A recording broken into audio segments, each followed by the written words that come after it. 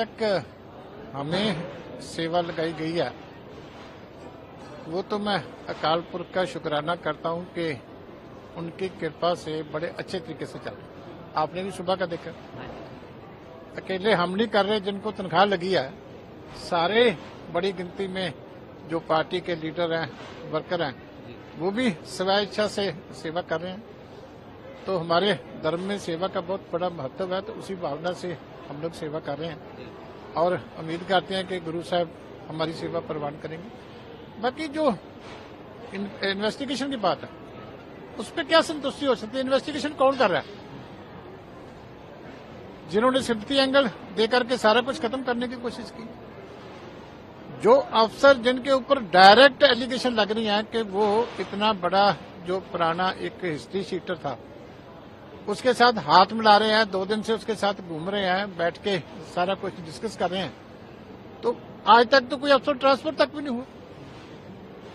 आप सोच सकते हैं कि इतने बड़े एक जो आदमी यूनियन मिनिस्टर भी रह चुका है, जो डिप्टी सीएम भी रह चुका है, इतने लंबे समय से वो पार्टी के अध्यक्ष चल रहे हैं, तो उनके ऊपर कातराना नजा हमला हुआ। और दूसरी बात है कि हुआ कहाँ? सचखंड श्री दरबार साहब, यहाँ सारी मानवता को एक साझा संदेश जाता है, उनके मुख्य द्वार पे हुआ।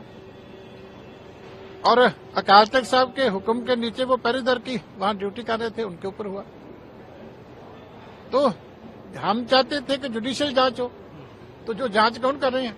जिनके ऊपर खुद पे पहले दिन ही इतने आरोप लगे, तो जिनकी जांच होनी है वो खुद जांच करेंगे, तो जांच क्या होगी?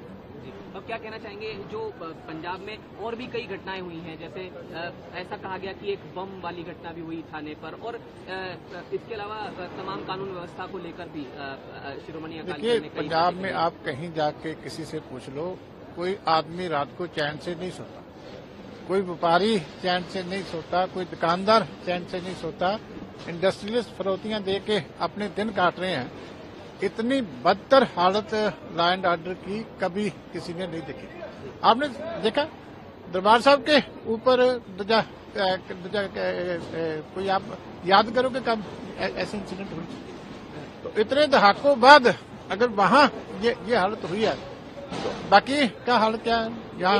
एक आखिरी सवाल, कल किसान जाना चाहते थे दिल्ली, वहाँ पर वो आंसू गैस के गोले वगैरह छोड़े गए, 8 दिसंबर का उन्होंने टाइम दिया है। अब मुझे नहीं समझ लगता, फिर या तो आप कॉन्स्टिट्यूशन में लिख दो कि डेमोक्रेसी नहीं चलेगी देश में। अब पैदल भी जाके कोई प्रोटेस्ट नहीं कर सकता पीसफुली, तो फिर क्या होगा? फिर डेमोक्रेटिक कंट्री किस बात का? मुझे तो हैरानी। किसान हो, दुकानदार हो, कोई व्यापारी हो, कोई मुलाजिम हो, कोई हो, पीसफुल डेमोक्रेटिक प्रोटेस्ट का राइट तो है ना।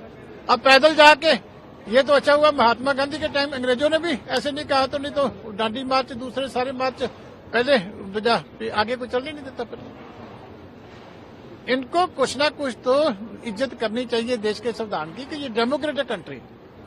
तो किसान अगर अपनी राजधानी बैंड ऑफिस के लिए कहाँ जाके प्रोटेस्ट करें?